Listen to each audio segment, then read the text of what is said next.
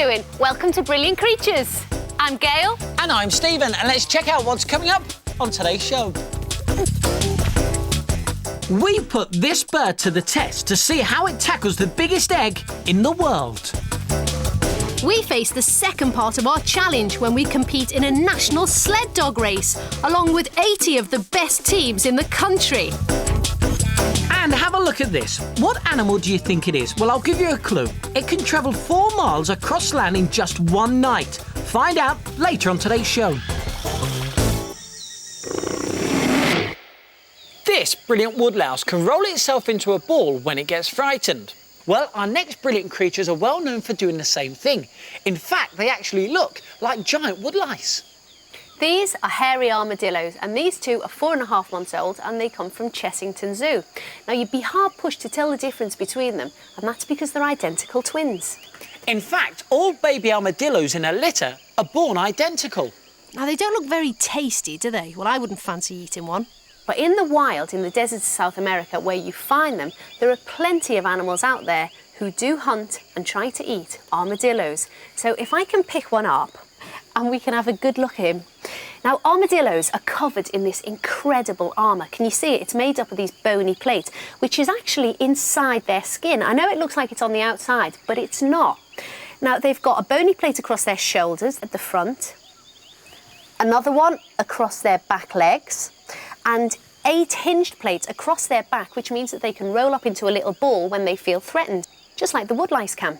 And to fully appreciate one of the armadillo's other brilliant features, start holding your breath with me now. And we'll tell you why in just a few moments, but first, have a look at this. Can you see that the armadillos are covered in hair? And we don't actually know why, but there's a theory that millions of years ago, the distant relative of the armadillo was just covered in hair. Oh, you can start breathing now. Now, that was about 20 seconds. That was enough for me. But holding your breath for an armadillo isn't a problem at all. You see, they have an incredible power that few people know about. They can hold their breath for an incredible 5 minutes. But why would they want to hold their breath like that? Well, in the wild, it helps them in 2 ways. And the first one is to swim. This is a 9-banded armadillo. Now, unlike its hairy relative, it can't curl itself up into a ball, but it can swim. Just have a look at this. You see, armadillos love to swim. They inflate their bodies with air, hold their breath, and then do the doggy paddle like this one's doing now. Look at that. And he doesn't even need armadillo bands.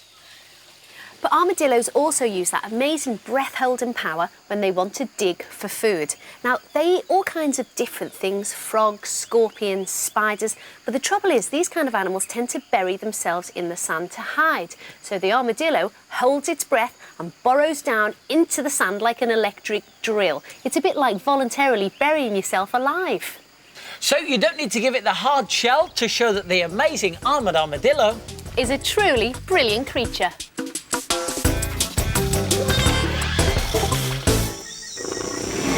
It's really easy to crush an egg in your hands, isn't it? Of course it is. Oh! Very easy. But what if you want to crack an egg and you're a bird and you don't have hands? It'd be very hard. Except we have a bird in the studio that can do exactly that. Meet the Egyptian egg-eating vulture. Otherwise known as the Pharaoh's chicken. And you can see why. I mean, have a look at him. He looks like a scruffy chicken, and he comes from Egypt. Now, we're going to put him to the test to find out if he can get all that yummy yolk. And Egyptian vultures like nothing better than eating other birds' eggs. Now, looking at his sharp beak, some of you might be thinking that he uses that to peck a hole into the egg and get to the yolk that way. Well, he doesn't. You see, our clever vulture here has worked out another brilliant technique of cracking eggs. And if I give him this egg just here, he might show us how he does it. Look! Look! Oh. What he's going to do is he picks the egg up in his beak and then, come on, show us, and then he drops it onto the ground and he smashes into it that way. How cool is that? But if you think that's impressive... Have a look at this. This is an ostrich egg and could actually hold the weight of both myself and Gail. That's 114 kilograms. That is one tough egg. Ostrich eggs are the strongest eggs in the world. It takes 40 minutes to hard boil one, and you could fit 24 chicken eggs inside one. Now, some of you might be thinking that this is a trick egg, that there's no way Stephen could have been standing on it. Well, I'm going to prove you wrong. Watch this. It's very hard to get into. Whoa, here we go. And our egg-eating vulture has got his eye on this one. Look at that. Look at that. That's a huge egg. Now, these vultures love nothing better than breaking into big eggs. And this is the ultimate test for the egg-eating vulture. Can he get into an ostrich egg? Now, the big test is because, of course, he can't pick this egg up with its mouth, although he is going to try and give it a go. So how does he do it? Well, it's all to do with pebbles, and these birds will actually walk up to 40 metres from an abandoned egg just to find the perfect pebble. That's double the length of this studio. So once he's got his perfect pebble, what does he do with it? Well, if I put this in front of him, hopefully he's going to show us. Here we go. Oh, look. He's going to be Picks it happy up. now. Let's try and put the egg near him. His aim's a bit out. Oh. Go on. Oh! Now, he's actually using the pebble as a tool, and what he's going to try and do is crack it onto the egg, like he's just done there.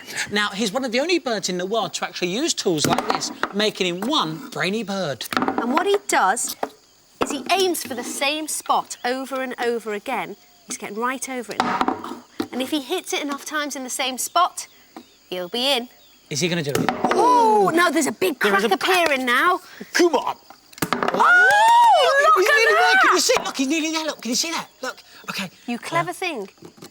And he's done it. He's in. Clever bird. Well, how about that? You see, we have put the Egyptian vulture to the test, and he's proved to be a real cracker.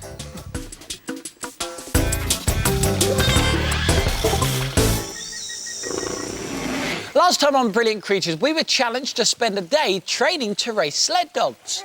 Our training lasted just 2 hours, and in that time, we had to learn the basics of working a two-dog sled team.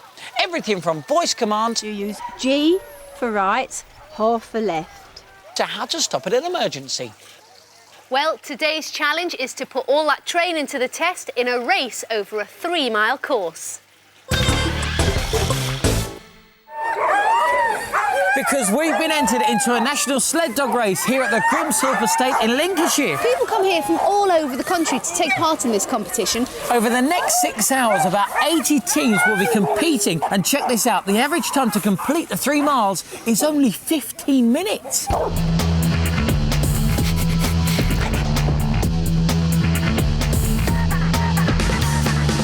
We start here, through this fold. Now it is quite deep.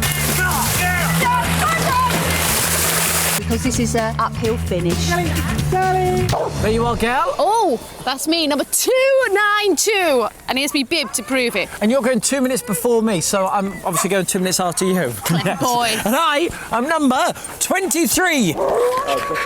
You're going to be with me and Steve every step of the way because we're both wearing these special little cameras on our helmet, if you can see that. Gail McKenna! Don't worry. Getting really nervous now.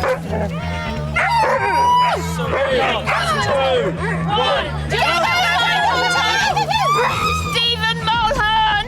The name's been called up.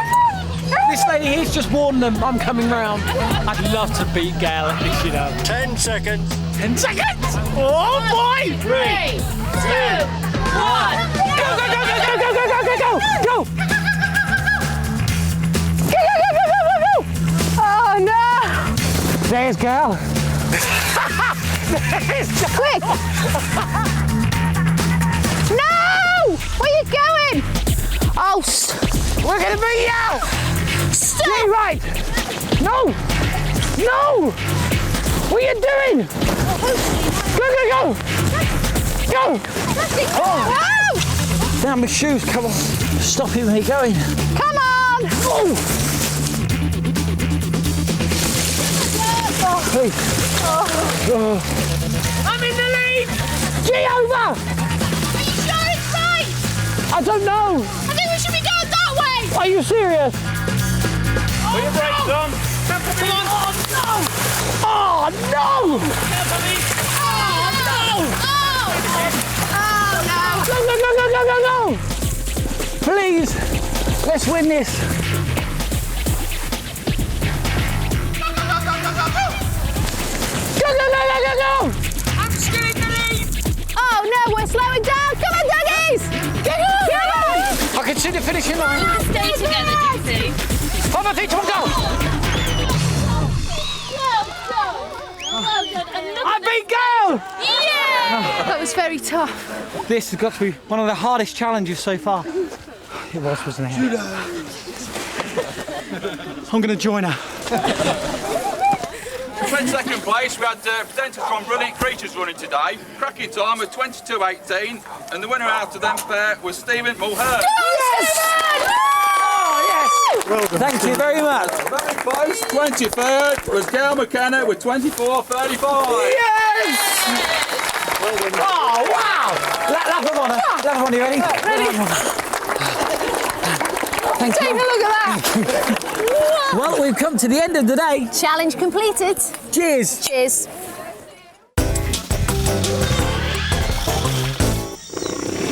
Most cats hate water, Most fish hate land but there is a creature that swims like a fish and has whiskers like a cat. and is also happy on the land. So what do you get if you cross a cat with a fish? A fishy cat? No, a catfish. Now, believe it or not, a catfish can actually breathe just as well out of the water as it can in the water. Now, this catfish has come from the Blue Planet Aquarium at Ellesmere Port, but normally they can be found in Africa, where lakes and ponds dry out due to the intense heat. So the big question is, how do the catfish survive the drought? Well, believe it or not, they can actually walk to a new area of water. Yeah, it's true, and a catfish has been known to walk 4 miles in just a single night. That's the equivalent of 60 football pitches. Now, if you're like me and you think this sounds crazy, well, we're soon going to find out if it's true, because here on Brilliant Creatures, we're going to put it to the test. So we've set up a course here, and we're going to see if this really is a fish out of water. Now, there's 5 metres between that fish over there and this pool of water over here. But the big question is, will it make it? Now, you may notice that we've put the course on a slight downhill gradient. Now, this is because we haven't got all day, and it will just help the catfish to walk a little faster. Now, it is really important that the catfish doesn't dry out, so we've made sure that our course is nice and damp. So if a catfish can cover 4 miles in one night, that means that it should be able to do this course in about 30 seconds. Fingers crossed. Now, I've had to put on these gloves for safety because these catfish have what they call pectoral fins. Now, these are so sharp that it actually digs the pectoral fin into the turf and drags its body along. They're like the catfish's feet, and it also helps to keep the catfish balanced. Now, in the wild, these catfish can locate new sources of water over incredible distances, but today we're going to give it a fighting chance and point it in the right direction. He looks ready to me. Shall Go we on, do it? let him go. Here we go, everyone. The moment of truth. Go off you go! Oh, he's not looking too interested. Oh, and and look, he's he's off! How cool Dad, is this? Look at that! The catfish bends its body into an S shape and uses that incredibly powerful tail to push himself forwards. Oh, look, he's nearly there. Come on, it's just down here. You've nearly made it. Now, the cat-like whiskers on his face are called barbels, and they're covered in taste buds. These and a strong sense of smell make up for very bad eyesight and help the catfish find food and water. Oh, he's in. Hey! So we put it to the test, and the catfish has proved that he really can move across the land in order to find water. Got to be honest, I didn't think he would do it that quick, you know. That was fantastic, and if you couldn't believe your eyes, let's have another look.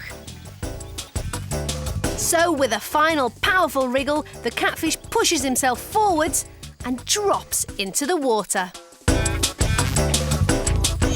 Next time on Brilliant Creatures, meet the beautiful bouncing caracal. We also meet a brilliant but extremely deadly octopus.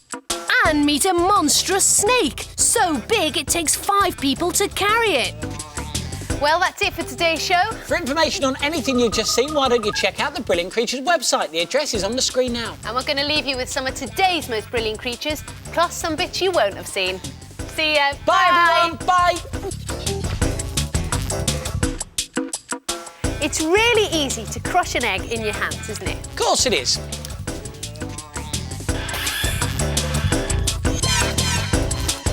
Oh, look at that! It's really easy to crush an egg in your hands, isn't it? Of course it is. This is a wind-up.